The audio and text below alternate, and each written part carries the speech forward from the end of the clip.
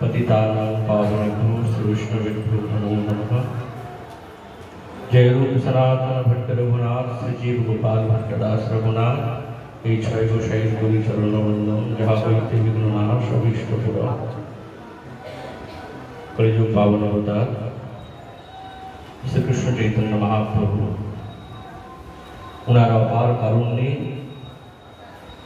আমরা সকলে এখানে উপস্থিত হয়েছি। আর আমাদের এই সভাতে শ্রী শ্রী গৌরী বৈষ্ণবাচার্য শ্রী শ্রী রঘুনাথ দাস গোস্বামী পাদ সেই শ্রীপাদের কর্তৃক পীঠাধীশ্বর পরম পূজ্য শ্রী শ্রী 108 মহন্ত মহারাজজি আমাদের এই সভাতে উপস্থিত আছেন, কৃপা আশীর্বাদ করছেন। তো বেশি কিছু বলার নেই, একটাই প্রপার শ্রী শ্রী কৃষ্ণচন্দ্র গোস্বামী উনি এই পরিক্রমা বহু বছর ধরে চলে আসছে, নিরন্তর উনি সকলকে নিয়ে চলতেন, সকলের প্রতি বড় করুণা। তো সেই পরম্পরায় এই পরিক্রমা আদ্যাপি চলছে। এই গদ্যের আনুগত্যে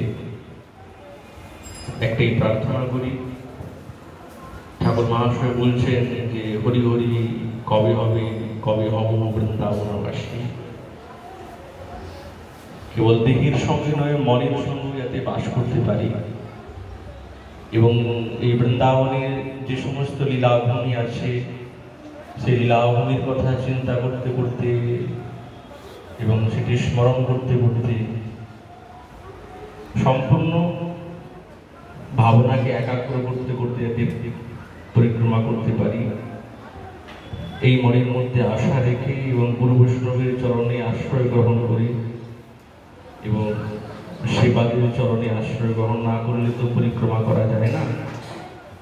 তো ওই জন্যে আমরা জানাই যে আমাদের পীঠাধীশ্বর গৌরী বৈষ্ণবাচার্য শ্রীপাদ মহন্ত মহারাজজি যাতে আমাদেরকে কৃপা আশীর্বাদ করেন, যাতে আমাদের পরিক্রমা সুশৃঙ্খলাভাবে এবং খুব আনন্দের সঙ্গে যাতে হয়, এটি ওনার চরণে বিনতি করি যে উনি কৃপা আশীর্বাদ দুই কথা বলে আমাদের কিছু আশীর্বাদ করেন।